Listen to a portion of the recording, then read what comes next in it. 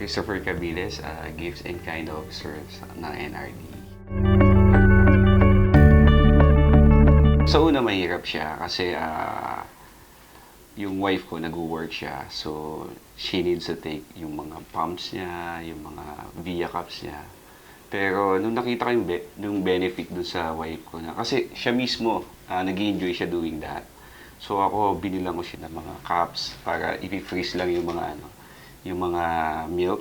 We bought yung malaking ref para yung supplies namin ng milk, naka-freezer siya. Si Athena Nicole, ang youngest daughter ko. 2 years and 2 months na siya. So, almost 1 year and 8 months din nag-breastfeed yung youngest daughter ko. Sobrang maliksi siya. Compare dun sa sa panganay ko, wherein 8 months lang siya nag-breastfeed. Yung youngest, hindi siya masyado nagkakasakit talaga. Una, budget-wise, sobrang tipid niya. Kasi yung eldest ko, naka-formula milk siya, which is very expensive kasi meron siyang lactose intolerance. Yung youngest ko, hindi kami bumibili ng formula milk.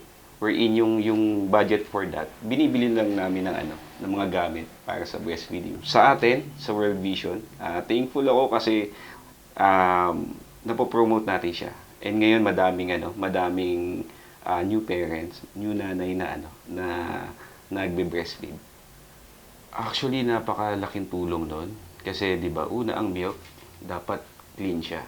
So, napakapangit naman na tignan na yung isang ina, magpapump siya ng milk sa banyo.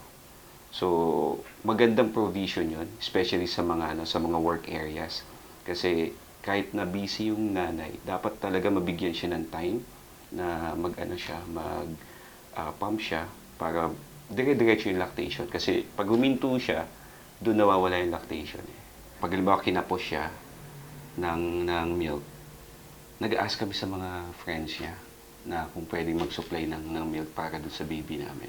I even encourage yung mga friends ko ng mga babae sa NRD na nagbe-breastfeed to join the Breastfeeding Pinay. Kasi kasali din yung wife ko. So doon siya doon siya kumukuha ng mga tips.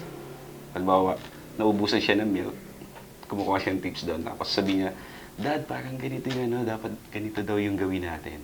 Lagi ko siya nilulutuan talaga ng mga may sabaw na pagkain. Sa mga tatay na gustong maging breastfeeding tatay din tulad ko, sana bilan nyo ng mga equipment, yung wife ninyo na makakatulong sa kanila mag-lactate. Support them, mga vitamins na kailangan nila. Una, napaka-cheap niya gawin. Kasi kung budget-wise, talagang hindi ka bibili ng formula milk. Tapos, pwede mo siya i-reallocate na lang sa mga paraphernalias ng wife ninyo na gagamitin for breastfeeding.